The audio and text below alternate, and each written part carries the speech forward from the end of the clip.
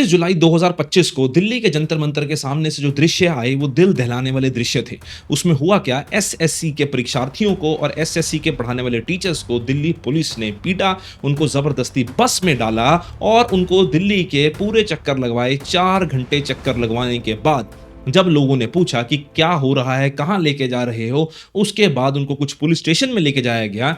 वहां पे कई घंटों के लिए उनको जमीन पे बिठाया गया और उनसे अजीब अजीब सवाल किए गए। सिर्फ क्यों किए गए? क्योंकि इन टीचर्स की सिर्फ एक गलती थी, इन बच्चों की सिर्फ एक गलती थी कि इन्होंने सोचा कि हमारी सरकारी नौकरी लगेगी और टीचर्स ने सोचा कि हम इन बच्चों को पढ़ा के इनके भविष्य को सुधारने की कोशिश करेंगे। क्या है ये एसएससी? क्यों पूरे सोशल मीडिया पे ट्रेंड कर रहा है? एसएससी मिसमैनेजमेंट या फिर बॉयकॉट एसएससी या फिर एडिक्विटी की रिप्लेसमेंट के लिए आज की इस वीडियो में हम इन सारी बातों को जानेंगे कि क्या एक ऐसा देश जो कि भारत, जो कि बहुत महान देश है, एक महान सिविलाइजेशन है और आज के समय के ऊपर हम इसको विश्व गुरु का टैग देते हैं, क्या इस महान देश में, क्या हमारे देश में जहां पे करोड़ों बच्चे रोज तैयारी करते हैं, पढ़ते हैं और अपने भविष्य के लिए मेहनत करते हैं, क्या वो बच्चे सिर्फ इतना भी डिजर्व नहीं करते कि ऐसे पेपर कंडक्ट करवाया जाए सरकार के द्वारा कि जहां पे कोई धांधलेबाजी ना हो, जहां पे कोई मिसमैनेजमेंट ना हो? और ये बात सिर्फ एसएससी की नहीं है दोस्तों, ये बात कई सारे और ऐसे एग्जाम्स की हैं, चाहे फिर वो सेंट्रल गवर्नमेंट हो, चाहे स्टेट गवर्नमेंट हो, जहां पे ये सारे धांधलेबाजी होती है। तो आज हम बात करेंगे इन्हीं चीजों की। तो सबसे पहले हम बात करते हैं एसएससी क्या होता है। एसएससी स्टाफ सिलेक्शन कमीशन है जो भारत में सरकारी नौकरियों के लिए पेपर लेता है। एक तो यूपीएससी होता है जो यूपीएससी के आईएएस का, सीडीएस का, एनडीए का ऐसे एग्जाम्स लेता है और ऐसा ही एक बोर्ड होता है एसएसई। और एसएससी जो है वो ज्यादा लेवल के पेपर लेता है, ज्यादा पेपर लेता है और ज्यादा बच्चे ऐसे एग्जाम्स में ही अपनी भविष्य को आजमाते हैं, अपनी किस्मत को आजमाते हैं। अब इस पेपर में हुआ क्या है, इस पेपर में बहुत सारे धांधलेबाजी हुई है कि पिछले कई दिनों से जो पेपर चल रहा है। सबसे पहले तो मुद्दा स्टार्ट होता है जब भारत सरकार टेंडर निकालती है और टीसीएस को रिप्लेस करती है एक ऐसी फर्म जो ऑलरेडी ब्लैकलिस्टेड है और उस फर्म के खिलाफ कई सारे केसेस जो हैं वो ऑलरेडी कई केस कोर्ट्स में चल रहे हैं, जिसमें सबसे बड़ा मुद्दा जो है उसका मध्य प्रदेश में चल रहा है। उस कंपनी का नाम है एडिक्विटी। अब ये हुआ क्यों, आप ध्यान से समझिए कि सरकार करती क्या है। सरकार करती है एक ऐसा सिस्टम जहां पे कॉस्ट एफिशिएंसी को सरकार देखती है। अगर टीसीएस की बात करें तो इस केस में टीसीएस ने कहा था कि वो 350 रुपया लेगी पर बच्चे का पेपर कंडक्ट करवाने के लिए। अब एडिक्विटी ने टेंडर भर दिया और एडिक्विटी ने कहा कि हम सिर्फ लेंगे 250 रुपया। और सरकार ने क्या किया, सरकार ने टीसीएस से वो कॉन्ट्रैक्ट लेके एडिक्विटी को कॉन्ट्रैक्ट दिया। सरकार ने ये नहीं देखा कि इस एडिक्विटी के ऊपर पहले भी कितने ज्यादा इल्जाम लग चुके हैं। मध्य प्रदेश पटवारी का एग्जाम लीक हुआ, एडिक्विटी ने ही किया था। और उसके अलावा भी मध्य प्रदेश में कई सारे एग्जाम्स हैं जिनके ऊपर सवाल उठे, वो सारे के सारे एग्जाम जो हैं वो एडिक्विटी द्वारा, कंपनी के द्वारा ही लिए गए थे। इसके बावजूद भी भारत सरकार ने एडिक्विटी को ही इसके लिए भी करता धरता बना दिया। अब सबसे पहला सवाल तो उठा है कि एडिक्विटी में ऐसा क्या है कि बार बार इस कंपनी को कॉन्ट्रैक्ट दिए जाते हैं। दूसरी इंपॉर्टेंट बात है कि 100 रुपए के लिए सरकार ने टीसीएस से कॉन्ट्रैक्ट लेके एडिक्विटी को दे दिया। अब एडिक्विटी ने, सरकार ने ये नहीं देखा कि एडिक्विटी की बैकग्राउंड क्या है और एडिक्विटी ने इतनी ज्यादा मिसमैनेजमेंट, इतनी ज्यादा धांधलेबाजी, इतनी ज्यादा प्रॉब्लम्स क्रिएट की जिसकी वजह से बच्चों का एग्जाम जो है वो सही तरीके से कंडक्ट नहीं हो पा रहा। सबसे दूसरी रीजन क्या है कि एस्पिरेंट्स की कोई इज्जत ही नहीं है। एस्पिरेंट जम्मू एंड कश्मीर का एस्पिरेंट है, लद्दाख का एस्पिरेंट है, उसको उठा के आपने यूपी में भेज दिया। यूपी के एस्पिरेंट को आपने अंडमान भेज दिया। क्या आप सोच सकते हैं कि एक ऐसी पृष्ठभूमि का बच्चा, एक ऐसे बैकग्राउंड का बच्चा जहां पे जो बच्चे मेहनत करते हैं, माँ बाप की आय पे पलते हैं और सबके माँ बाप इतने फाइनेंशियली वेल टू डू नहीं होते हैं कि वो अपने बच्चे के ट्रैवलिंग एक्सपेंडिचर भी उठा पाए, और ऐसे में आप बोल रहे हैं कि 600-600 किलोमीटर दूर, 1000-1000 किलोमीटर दूर आपने बच्चों का सेंटर बना दिया। किस लिए? एफिशिएंसी के नाम पे। एफिशिएंसी के नाम पे पेपर सही कंडक्ट करवाना था, बच्चों को टॉर्चर नहीं करना था। तो पहली दूसरी डिमांड हो गई कि आप बच्चों के एस्पिरेंट्स के लिए जो सेंटर्स हैं वो एक्सेसिबल हो। तीसरी बड़ी ही विचित्र बात है कि आपने एग्जाम डेट और रिजल्ट की डेट आप अनाउंस नहीं कर सकते। अब हिसाब लगाइए कि बच्चों ने ये डिमांड की है कि यूपीएससी जैसे कैलेंडर निकालता है वैसे ही आप एसएससी का कैलेंडर निकालें। कितना डिफिकल्ट है बच्चों को 1 साल पहले बताना कि इस डेट को एग्जाम होगा और इस डेट को रिजल्ट आएगा। एक सिस्टम है, एक स्ट्रक्चर है, तो क्या आप उस स्ट्रक्चर के अंडर काम नहीं कर सकते? उस स्ट्रक्चर को इग्नोर करते हुए आप क्या करते हैं, सरप्राइज लेते हैं। एक मैं वीडियो देख रहा था, अभिनय सर हैं मैथमेटिक्स के, वो लल्लन टॉप के ऊपर गए और उन्होंने लल्लन टॉप के ऊपर एक बात बताई। उसमें अभिनय सर ने बताया कि जब वो एसएससी की किसी बड़े अधिकारी से मिले, उनको कहा कि सर आप बच्चों को सही टाइम पे बताते नहीं हैं और पेपर में गड़बड़ियां हैं। तो क्यों पेपर में गड़बड़ियां हैं?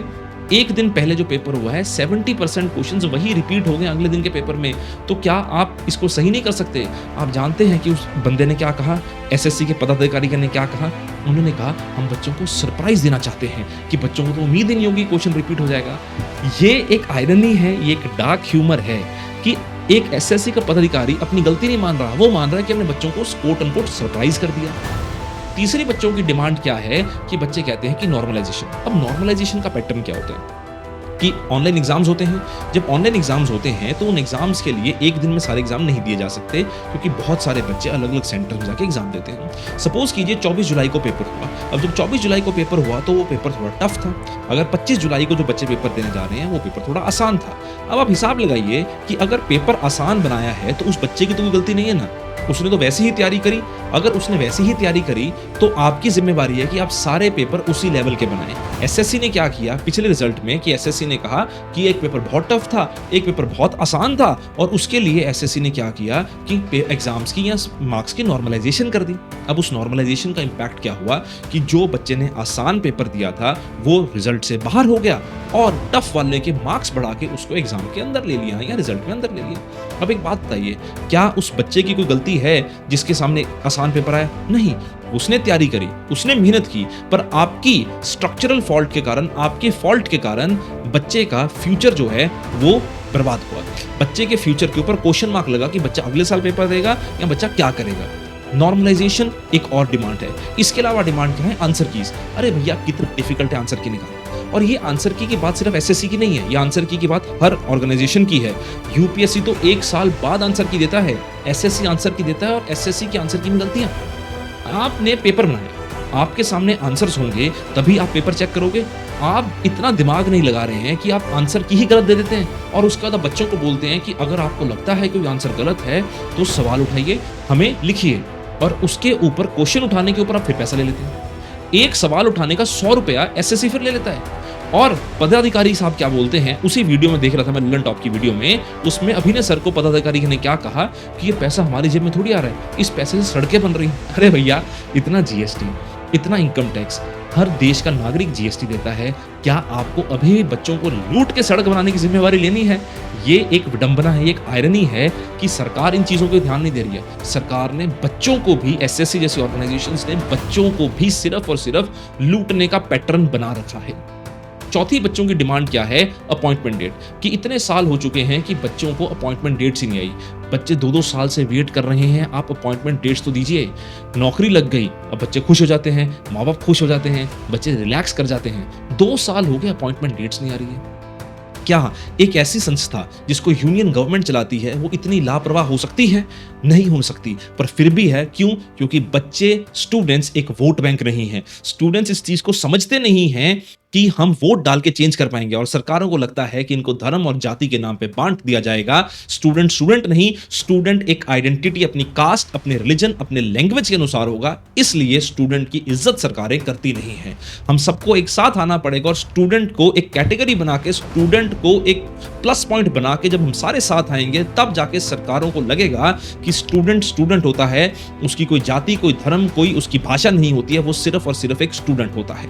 उसके अलावा डिमांड की गई कि भैया लॉजिस्टिकल इश्यूज। अब हिसाब लगाइए, आप ऑनलाइन एग्जाम ले रहे हैं, ऑनलाइन एग्जाम लेते हुए सर्वर ब्लॉक हो गए, सर्वर क्रैश डाउन हो गया, स्क्रीन ब्लैक हो गई, बच्चों का माउस नहीं चल रहा। अरे भैया, जब आप ऑनलाइन एग्जाम ले नहीं सकते हैं तो ऑनलाइन बात करते क्यों हैं? डिजिटल इंडिया का शोर क्यों मचाते हैं? जब एक बच्चा पेपर देने जा रहा है, उसका माउस नहीं चल रहा, वो ऑनलाइन एग्जाम कैसे देगा? क्या ये लॉजिस्टिकल इश्यूज इतने बड़े हैं कि सॉल्व नहीं किए जा सकते? अरे भैया, सॉल्व किए जा सकते हैं, पर उससे भी बड़ा सवाल उठता है कि लॉजिस्टिकल इश्यूज आते क्यों हैं? ये लॉजिस्टिकल इश्यूज इसलिए आते हैं क्योंकि आप लापरवाह हैं, एसएससी लापरवाह है। उनको लगता है बच्चे ही तो हैं, क्या ही बिगाड़ लेंगे, स्टूडेंट्स ही तो हैं, क्या ही कर लेंगे। मजबूरी है इन स्टूडेंट्स की कि बार बार पेपर देंगे, हम इसी मजबूरी का फायदा उठाएंगे। अगर मैं आपको एसएससी का इतिहास बताऊं, 2017 में हुआ क्या? अल्टीमेटली रिजल्ट लेट आया, पेपर लीक होने की बात हुई, सीबीआई इंक्वायरी हुई, वो अभी तक चल रही है। 2021-22 में फिर यही प्रॉब्लम हुई, 2023 में नॉर्मलाइजेशन का इशू आ गया, 25 में फिर ये हो गया। और क्वेश्चंस कैसे पूछते हैं? अजीब-अजीब क्वेश्चंस पूछते हैं सर। आपसे बॉलीवुड के सवाल पूछ रहे हैं कि ये गाना किसने गाया? अब आप एक तरफ जीएस की तैयारी करवा रहे हैं, एक तरफ आप मैथ्स पढ़ रहे हैं, एक तरफ आप रीजनिंग पढ़ रहे हैं, एक तरफ आप इंग्लिश पढ़ रहे हैं, तो क्या हम लिरिक्स भी देखें किसने लिखा है? एसएससी को और भारत सरकार को इस चीज़ की जिम्मेवारी लेनी पड़ेगी कि जो ये एसएससी की मिसमैनेजमेंट है, सवाल उठाए जा रहे हैं, जो एसएससी को रोल बैक करने की बात की जा रही है, ये एडिक्विटी जैसी कंपनीज के ऊपर क्वेश्चन मार्क है, तो क्यों सरकारें इनको बार-बार कॉन्ट्रैक्ट्स देती हैं?